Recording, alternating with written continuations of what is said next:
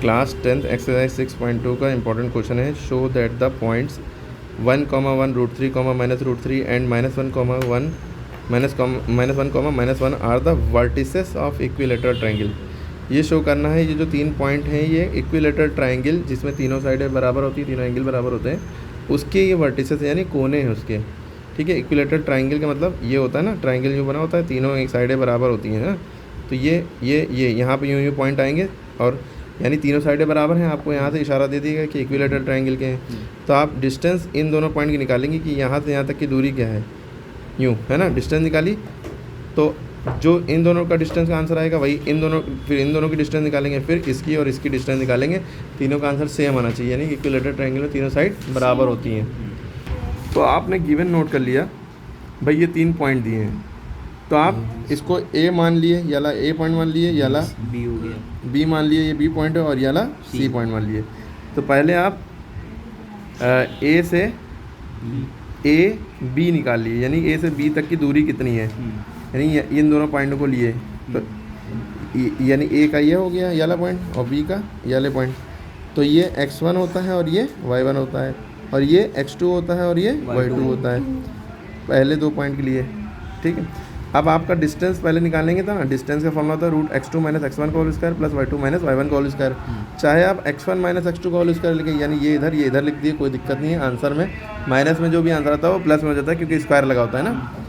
अब आप वैल्यू रखेंगे, x2 की वैल्यू क्या है, ये √3 माइनस x1 की वैल्यू क्या है 1,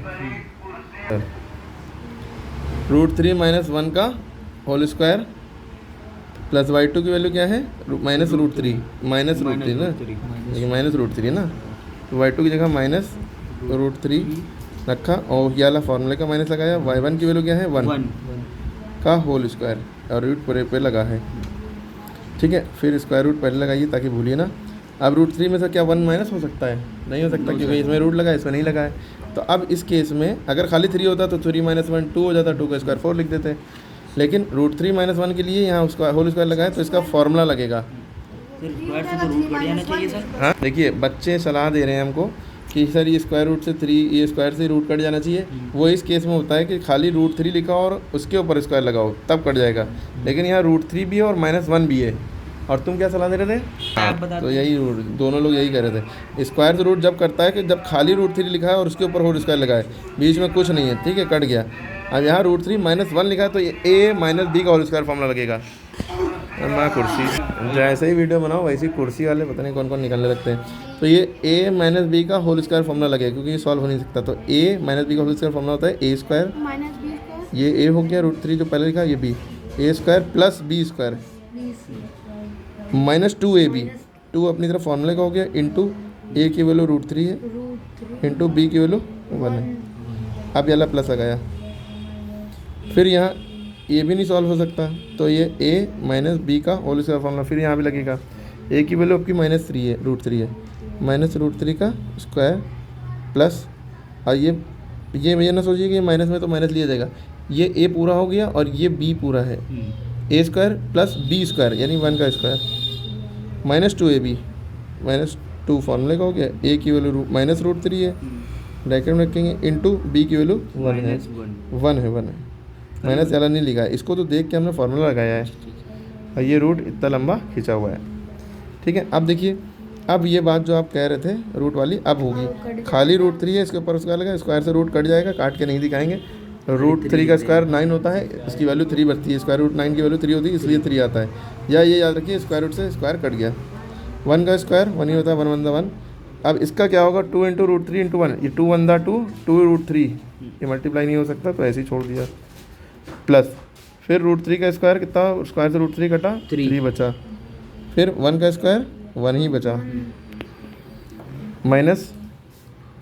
अब देखिए ये सब मल्टीप्लाई में इतना हिस्सा, 2 × 1 2, 2 3 6, 2 × 2 हो गया, फिर उस 2 से 3 को मल्टीप्लाई किया, 2 3 6, लेकिन ये माइनस और ये माइनस मिल गया, माइनस प्लस हो गया, और ये सब कुछ किस में चल रहा है, रूट में। अब जो सॉल्व हो सकता है वो सॉल्व कर लेंगे। क्या सॉल्व हो सकता है, 3 + 1 4 में से 2 √3 माइनस नहीं हो सकता क्योंकि √3 लगा है, तो 3 + 1 4, 4 + 3 4 3 7, 1 8, 8 से 14, 14 - 2 √3 बचा। आप पूछिए कोई गलती, इन लोगों ने गलती पकड़ ली मेरी।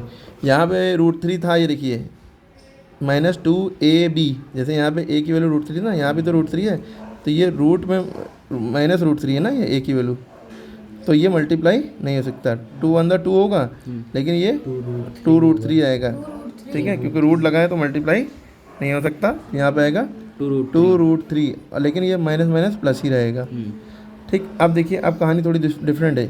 देखिए माइनस का 2√3 और प्लस का 2√3 ये कट जाएगा। प्लस माइनस क्यों कट जाता है? क्योंकि प्लस माइनस माइनस यानी माइनस करेंगे, 2√3 में तो 2√3 का 0 बचा, इसलिए कट जाता है। साइन समेत नेस तो नाबूद हो जाता है। यहाँ से 3 1 4 हुआ, 4 3 7 हुआ, 7 और 1 8 हुआ, यानी रूट की अंदर क्या आया 8, और स्क्वायर रूट ऑफ 8 की वैल्यू 2√2 होती है। डायरेक्ट यही आंसर हो गया, और यूनिट लिख देंगे 2√2 यूनिट। a से b तक की दूरी 2√2 यूनिट आई। समझ में आई कैसे आई? अच्छा, ये स्क्वायर रूट ऑफ 8 की वैल्यू 2 क्यों हुई? क्योंकि जब आप 8 का फैक्टर करेंगे यूँ 2 4 8, 2 2 4, 2 1 2, यानी 3 बार 2 आया, तो 2 × 2 × 2 स्क्वायर रूट के अंदर है, तो 2 का एक पेयर बाहर निकला और एक बच गया, इसका पेयर नहीं बना तो ये अंदर रह गया। इस तरह स्क्वायर रूट ऑफ 8 की वैल्यू 2 है। देखो कबाड़ी वाले भी निकला है। क्या बताएं यार, जो आपने समझा ये 2√2 जो यूनिट आई है, डिस्टेंस आई है कहाँ से कहाँ तक की? a से b तक की। अभी तो ये थोड़ा सा सवाल हुआ है 2√2। अब क्योंकि इक्विलेटर ट्रायंगल है तो तीनों साइडें बराबर होती हैं, तो यहाँ पे एक पॉइंट मान लिया और इस पॉइंट को c मान लिया। तो अब देखिए a से b निकला है, b से c आप निकालेंगे तो भी यही आंसर आएगा, और a से c निकालेंगे तो भी यही आंसर आएगा। अच्छा, b के पॉइंट ये है √3, -√3 है ना। b के पॉइंट क्या है? √3, -√3। c के पॉइंट क्या है? -1, -1। a के पॉइंट क्या है? 1, 1। अभी हमने जब a से b का कर रहे थे तो ये x1 y1, ये x2 y2। अब b से c करेंगे, क्या करेंगे? b से c, तो ये x1 y1, ये x2 y2, ठीक है। अब बचा हुआ पार्ट ये जो b और c है ना, अब की हमने क्या किया? ये b का पॉइंट लिया, c का पॉइंट लिया, b का पॉइंट ये x1 y1, x2 y2 है ना। फार्मूला हमारा डिस्टेंस क्या है? x1 - x2 का whole square plus y1 - y2 का होल स्क्वायर। आप चाहे x2 - x1 का होल स्क्वायर लिखिए, आगे पीछे लिखिए, y2 - y1 का होल स्क्वायर लिखिए, कोई फ़र्क नहीं। x1 की वैल्यू अब ये होगी, ये x1, ये y1, ये x2, ये y2। तो x1 की वैल्यू √3 है और x2 की वैल्यू -1 है। तो आप क्या करेंगे? √3 तो लिखेंगे और फॉर्मूले का वाला -1 भी लिखेंगे, लेकिन x2 में पहले से माइनस लगा है, तो ये -1 लिखने के लिए ब्रैकेट लगाना पड़ेगा आपको, ठीक है। और करली ब्रैकेट लगा के होल स्क्वायर लगाएंगे, ताकि ये ऐसा ना लगे कि ये स्क्वायर खाली इस पर लगा है, ठीक है, इसलिए। तो ये स्क्वायर पूरे पे लगा है, इसलिए ऐसा है। प्लस फिर y1 की वैल्यू क्या है? -√3, y1 की जगह -√3 लिखा, माइनस, और y2 की वैल्यू में भी माइनस लगा है, तो इसलिए ब्रैकेट में लगा के फिर से -1 लिख के करली ब्रैकेट लगा के होल स्क्वायर लिखा। अब आप अगले स्टेप में माइनस प्लस खोल लेंगे और ये माइनस लिखा रहने देंगे, या माइनस प्लस लिख लेंगे, देखिए, ठीक है। ये √3 -1 प्लस हुआ, प्लस लिख लिया, होल स्क्वायर लगा लिए, कर लिया हटा के होल स्क्वायर लगा लिए, प्लस -√3 लिखा रहने दिया। जो ये अगल बगल वाले माइनस होते हैं, माइनस प्लस लिख लेते हैं, फिर होल स्क्वायर। अब यहाँ पे a + b का होल स्क्वायर लगेगा, वहाँ पे a - b का होल स्क्वायर का फॉर्मूला लगा था, यहाँ पे a + b का होल स्क्वायर फॉर्मूला लगेगा। हम डायरेक्ट कर रहे हैं, a² + b² + 2ab फॉर्मूला था। a² यानी √3 का स्क्वायर करेंगे 3 आएगा, b² ये बना गया, 2ab यानी 2√3, √2 अंदर 2 √3 यही आ गया, ठीक है।